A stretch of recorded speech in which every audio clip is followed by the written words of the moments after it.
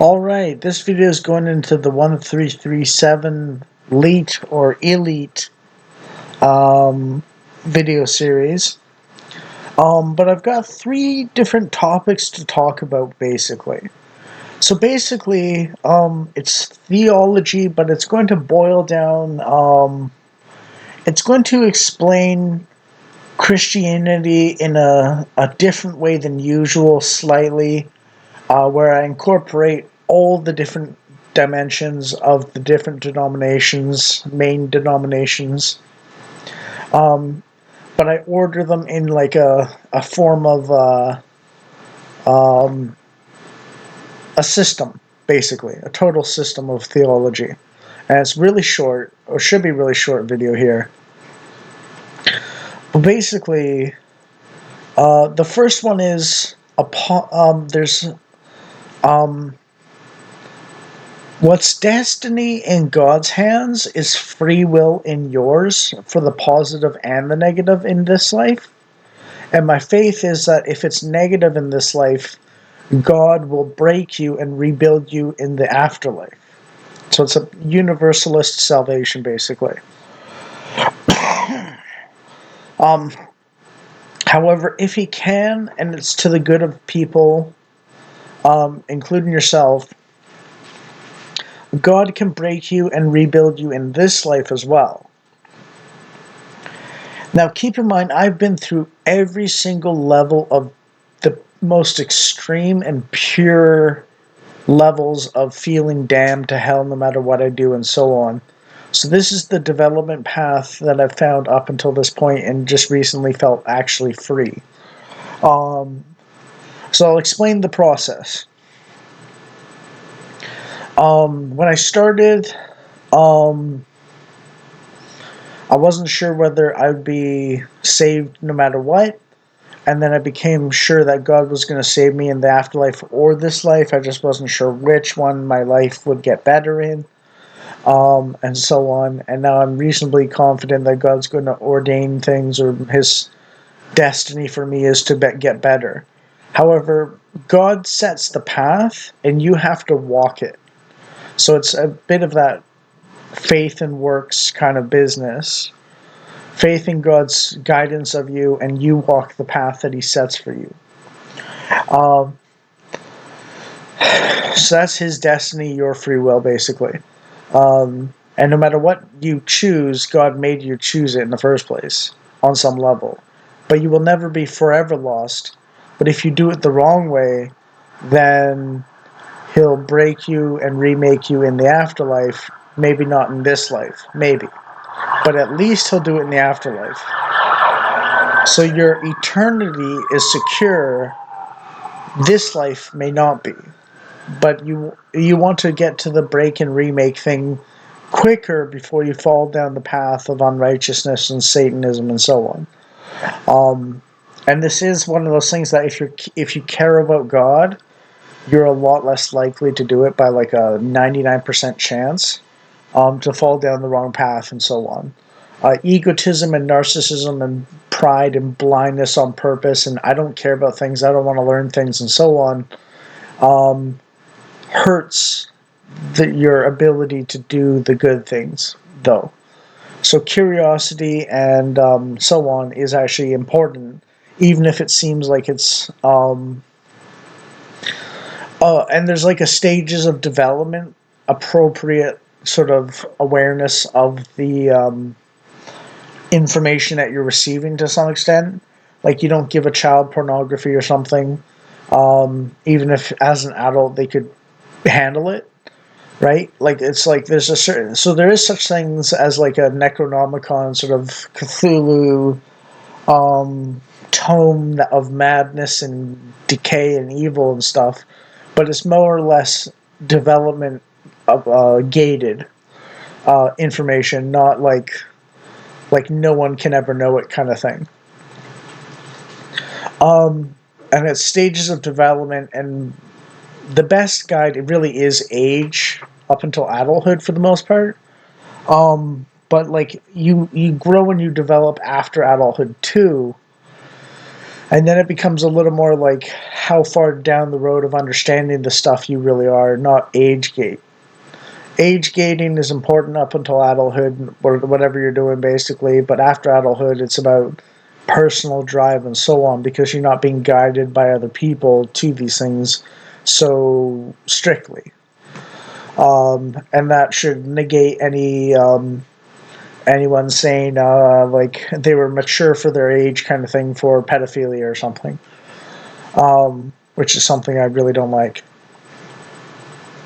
Now, a positive life path will have difficulties. Negative will have increasingly successfully overwhelming ones, usually, or like some sort of like really ironic sort of like you were succeeding and tyrannizing or dominating or hurting other people more and more, and then you get suddenly overwhelmed in a way you couldn't predict, and you lose everything, kind of thing. A recovery this life or the next. So that's the first one. Then there's salvation. Salvation is a step by step process. The first thing you need to know is the wages of sin are death. The wages of sin are death. Then you move to we are saved by works for your sins. Then you move to we are saved by grace, which is undeserved favor and works. And then finally you move to we are saved by grace to do works out of joy, not obligation.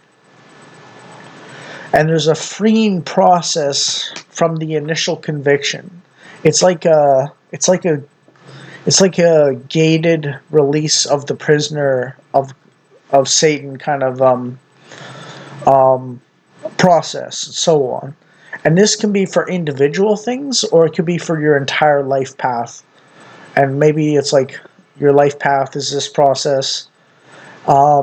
But you have to go through these steps on some feelings level and so on your like what that resonates with your soul, basically. It can't just be like, oh, I'm gonna be at the end step because I want to be. You know what I mean? Like it's like you have to actually feel and go through these steps for it to be generally good. I know Christians might argue that you don't, but if you're jumping the shark or queue jumping or line hop, like barging in the front of the line or something with this stuff, it's not necessarily going to work so well, because you have to feel these things, even if the doctrine of Calvinism is the right one for for the ending point of this stuff. Grace and works is Catholicism. Saved by works is Judaism. The wages of sin or death is also kind of like a. I mean, tribal communities would say that that's mercy to the guilty is cruelty to the innocent, kind of thing, right? Like it's. I'm going backwards with this, by the way.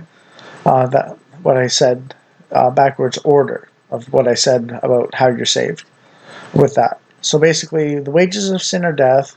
Mercy to the guilty is cruelty to the innocent.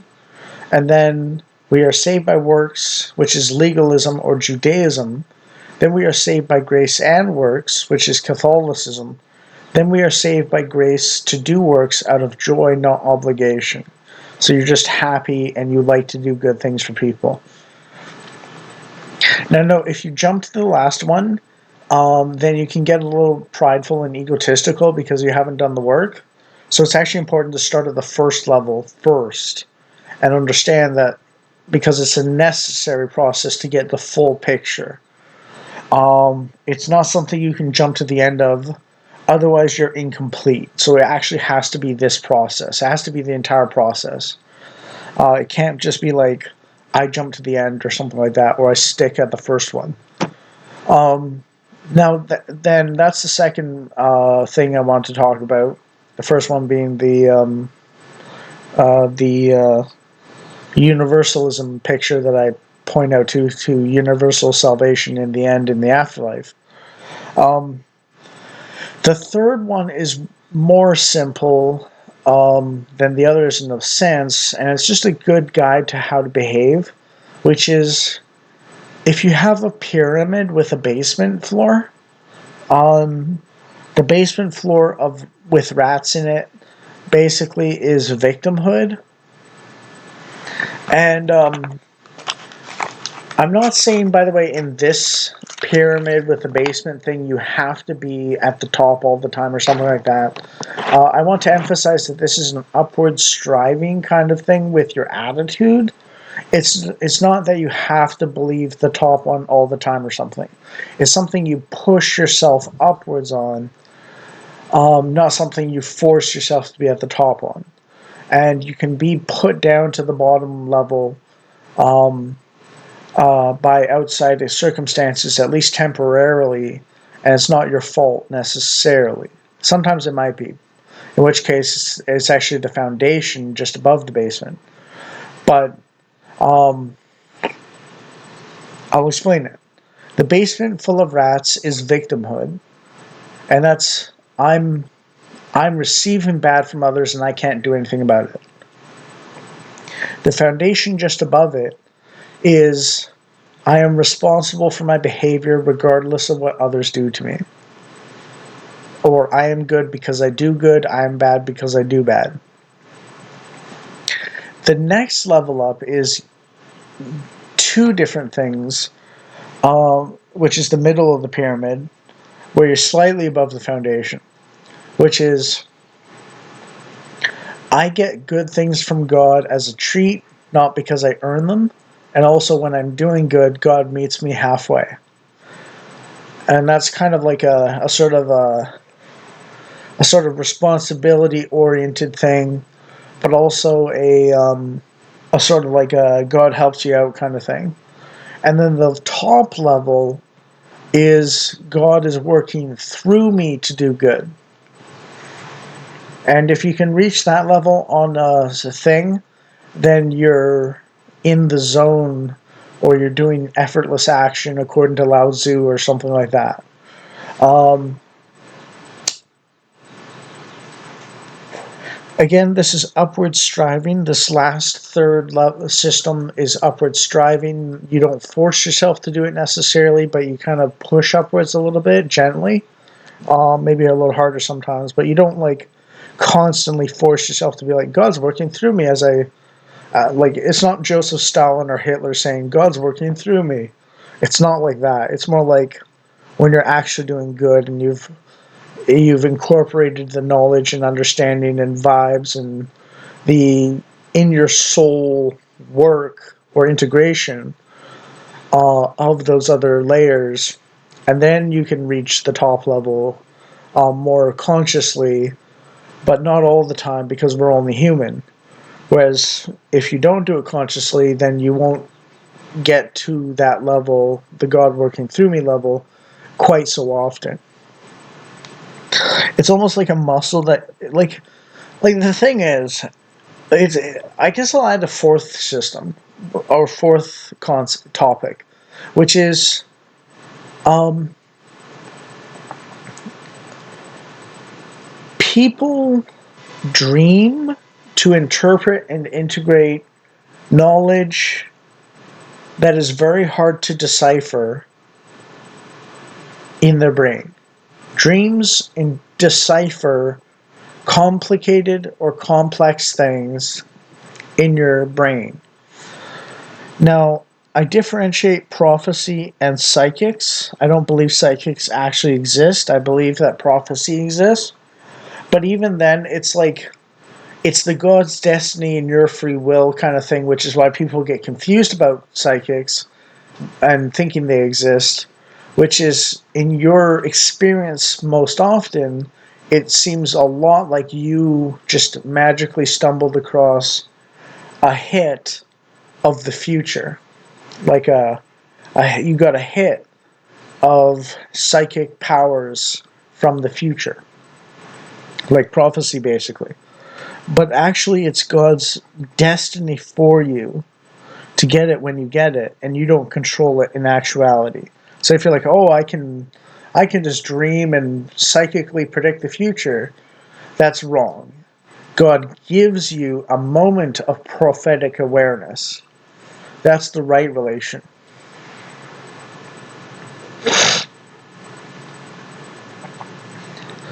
However, you can have some secular level intuitive grasping of complex or complicated things from your dreams.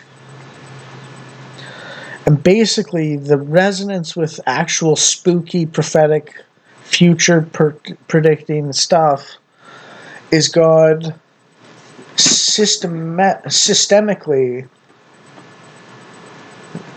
aligning the stuff in you in that moment the same way he aligns like just a regular day-to-day sort of like pick up a glass of water and drink it kind of working out um, on a metaphysical level um, uh, ability.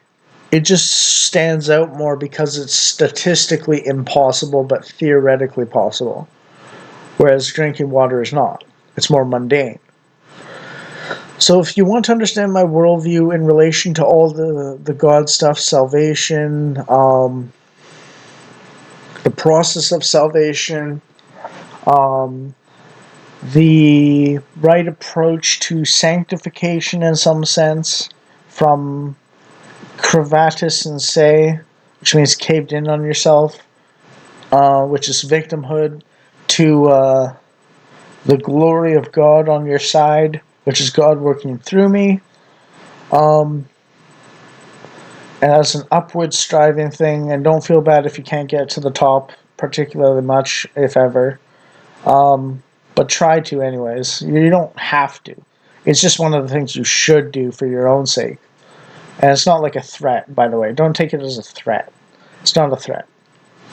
Um, um, but yeah, so that's like how you go through these things, and that's how I've incorporated the mainline Christian denominations, except for Anglican Catholicism and Anglicanism and so on, Methodism and Lutheranism and not Baptism. That's one of the ones I actually appreciate. Um, Methodist and so on. Those are heretical, and they have like female priests and stuff like that, women priests and bishops and archbishops and so on. They're heretical, but the mainline denominations, Orthodoxy, Catholicism, Baptism, and Calvinism, are the ones that I pay attention to. And this is my formulation of the differences between all of them and so on. So I thought I would explain that as a very easy how-to guide for becoming a godly individual, no matter where you're starting from, in a technique driven way almost, or system driven way, that resolves some of the denominational Christian infighting and so on. And is my personal journey as well, by the way. So it's like I've actually experienced this. It's not just like a I think it would be nice kind of thing. It's this is how it's actually worked for me. And this should help demystify in a way some of the really autistic infighting between Christians in some fashion. And also help guard against jumping the shark or jumping the gun on assuming you're somewhere you're not. And also giving a little bit of freedom to people to move to the next step if they're worried they can't. I do agree, fully integrating and realizing and feeling and vibing and taking into your soul each step is important, by the way. Um, but once you've done that enough, I hope this guide will see you able to move to the next step, tentatively test it, experiment with it, and so on. And then maybe it'll work, and then you can move to the next step and the next step until you're at the end, basically, which is freedom, prosperity, glory, the good things in life. without having to worry so much. And being a better person as well.